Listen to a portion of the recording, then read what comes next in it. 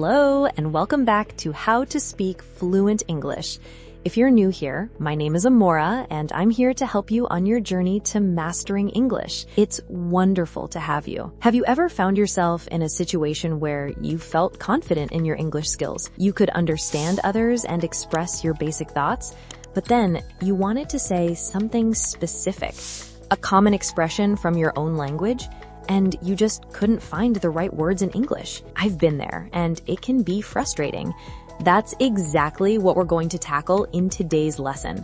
We won't be translating directly from other languages, but instead, I'll give you the context for some incredibly useful English phrases that you'll find yourself needing almost every day. Let's dive in. First up, I appreciate it. This is a powerful way to express gratitude that often feels more personal and sincere than a simple thank you. It communicates that you recognize and value the effort, time, or kindness someone has shown you. Saying, I appreciate it, elevates your thank you. It acknowledges that the person went out of their way for you. You can use it alone or combine it with thank you to add extra emphasis and warmth. Example, imagine a coworker stays late to help you finish a project. You could say, thank you so much for your help. We wouldn't have finished on time without you. I really appreciate it. Second, we have, that makes sense. This is an excellent way to show that you understand and agree with the reason or logic behind what someone has just said. It signals that their explanation is clear and you accept it. When you say that makes sense, you're confirming that the information connects logically in your mind. It's a great way to build rapport in a conversation because it shows you're actively listening and following their thought pattern. Example, if your friend explains they can't come to dinner because they have to study for a big exam the next day, you would respond with, oh, of course, that makes sense. Good luck with your test. Next we have, it doesn't matter. This phrase is used to reassure someone that a situation is not important or to show that you don't have a strong preference. It's a way of saying, don't worry about it, or either option is fine with me. You can use it doesn't matter to quickly resolve a small problem or an apology, letting the other person know that no harm was done.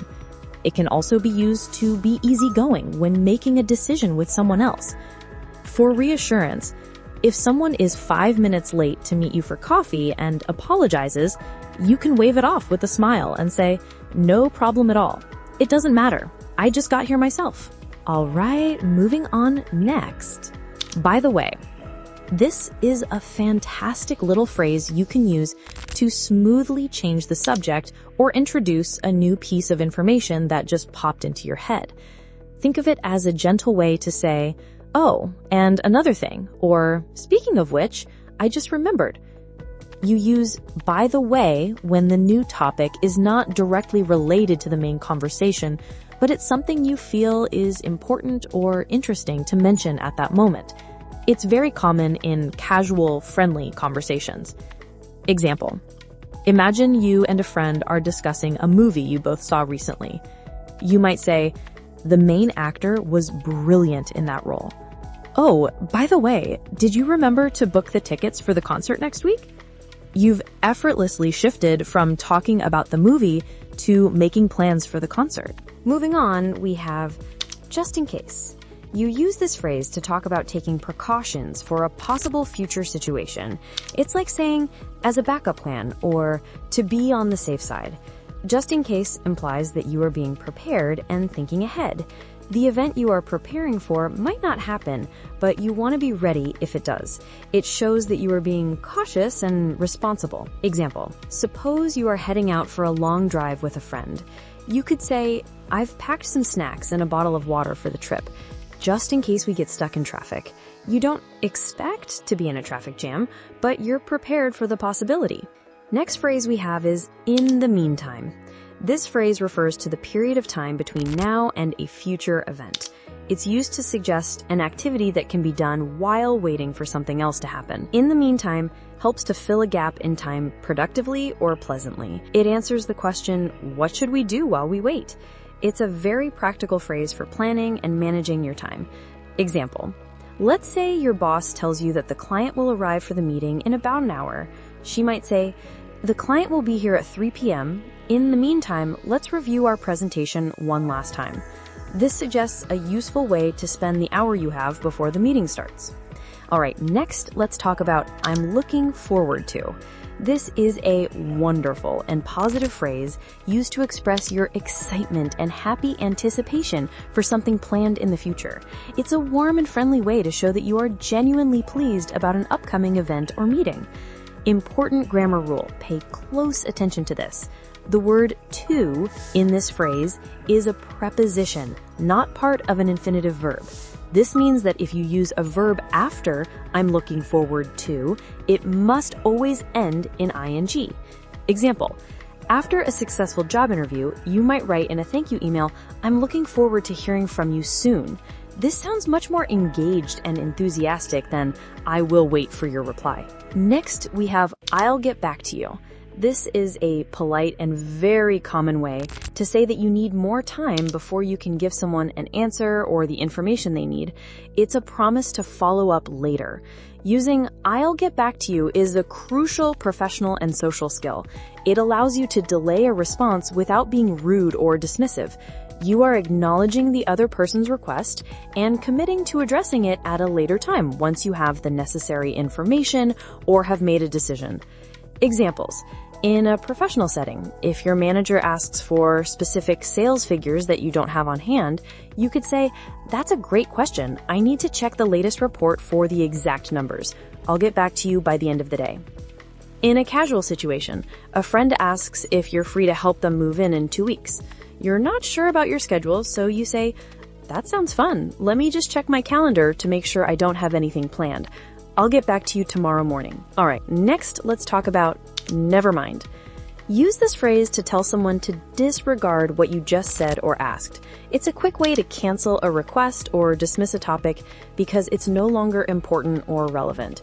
Never mind is useful in two main ways: when you solve a problem yourself right after asking for help, or when you decide a topic isn't worth discussing anymore. It essentially means, "Please forget about it," or "Let's move on." Example: you're looking for your glasses and ask your partner, "Have you seen my reading glasses anywhere?" Then you spot them on your head, you'd laugh and say, "Oh, never mind, they were on my head the whole time." Then we have "hang on." This is a casual and very common way to say, "Wait a moment." You use it when you need a brief pause in a conversation or an action, often because you've just realized or remembered something. Think of "hang on" as an informal "hold on" or "just a second." It's perfect for situations where you need to quickly interrupt what's happening to check something or retrieve something. Example: imagine you're about to leave the house with a friend and you suddenly stop at the door. You might say, "Hang on, I think I forgot to turn off the coffee maker." Next we have "give me a hand." This is a friendly and common idiom that simply means "help me." It's a slightly more informal way of asking for assistance with a task, usually a physical one. When you ask someone to give you a hand, you're not literally asking for their hand. You're asking for their help. It's a very collaborative and gentle way to request support. For example, if you're struggling to carry several heavy grocery bags into the house, you might call out to a family member, "Could you give me a hand with these bags, please? They're really heavy." Another really useful phrase is, "it slipped my mind." This is the perfect phrase to use when you've forgotten something you were supposed to do or remember. It implies that the forgetting was unintentional and accidental, not due to carelessness.